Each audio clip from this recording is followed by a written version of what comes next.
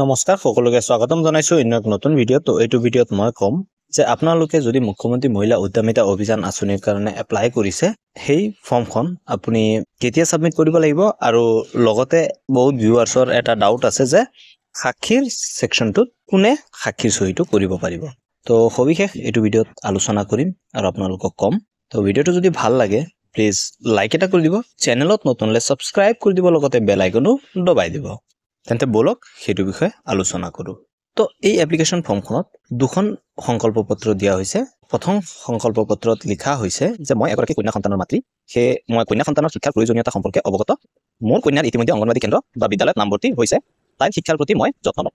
বা মোৰ কন্যা সন্তানৰ বৰ্তমান বিদ্যালয়ত নামভৰ্তিৰ বয়স হোৱা নাই, মোৰ কন্যা সন্তানৰ 3 বছৰ বয়স হ'লে তাইক অংগনবাদী কেন্দ্ৰ বা বিদ্যালয়ত নামভৰ্তি কৰি তাইৰ শিক্ষাৰ বাবে প্ৰচেষ্টা চলাম।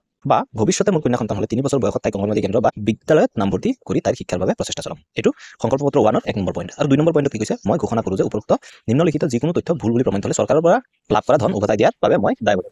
তো এইটো হ'ল সংকল্প পত্ৰ 1। আৰু সংকল্প পত্ৰ 1ত ইয়াত আবেদনকাৰীৰ সহি যোনটো দেখা পাইছে ইয়াত আপোনাৰ সিগনেচাৰটো হ'ব, সেইটো নো ডাউট। এতিয়া আহক সংকল্প পত্ৰ 2। সংকল্প পত্ৰ 2ত আপুনি যেনেকৈ ফিল আপ কৰিব লাগে সেইকেইটাতো আপুনি জানেই, কিন্তু সাক্ষীৰ সিগনেচাৰটো কোনে দিব সেইটোৱে ডাঙৰ সমস্যা।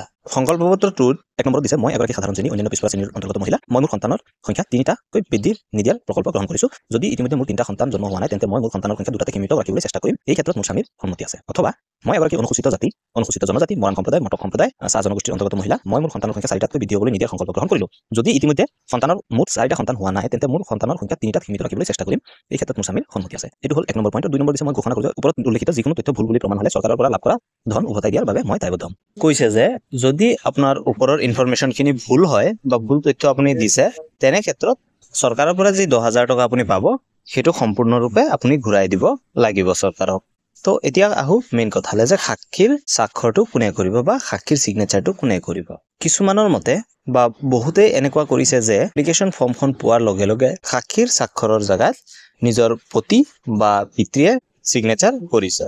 কিন্তু এতিয়া বৰ্তমান শুনিবলৈ পোৱা গৈছে যে এই সাক্ষীৰ সিগনেচাৰৰ প্লেচটোত গোটৰ প্ৰেসিডেন্ট বা সেক্ৰেটাৰীয়েহে সহি কৰিব লাগে। আৰু গোটৰ প্ৰেসিডেন্ট বা সেক্ৰেটাৰীৰ ক্ষেত্ৰত ভিঅ'ৰ প্ৰেসিডেন্ট বা সেক্ৰেটাৰীয়ে সিগনেচাৰটো কৰিব লাগে। আৰু যদি ভিঅ'ৰ মেম্বাৰ হয় তেনে ক্ষেত্ৰত ভিঅ'ৰ প্ৰেসিডেন্ট আৰু সেক্ৰেটাৰীয়ে সিগনেচাৰ কৰিব। কিন্তু যদি ভিঅ'ৰ প্ৰেসিডেন্ট বা সেক্ৰেটাৰীৰ হয় তেনে ক্ষেত্ৰত CLFৰ প্ৰেসিডেন্ট আৰু সেক্ৰেটাৰীয়েহে সহিটো কৰিব তাত।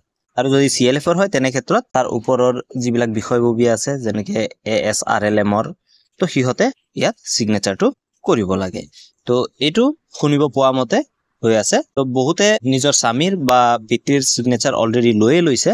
তো আপোনালোকলৈ এটাই অনুৰোধ যে আপোনালোকে কমেন্ট সেকশনত কৈ দিয়ক যে আপোনাৰ এৰিয়াত সাক্ষীৰ সিগনেচাৰটো কোনে কৰিছে। আৰু ইয়াৰ লগতে কৈ থওঁ যে এই ফৰ্মখন আপুনি কেতিয়া জমা দিব।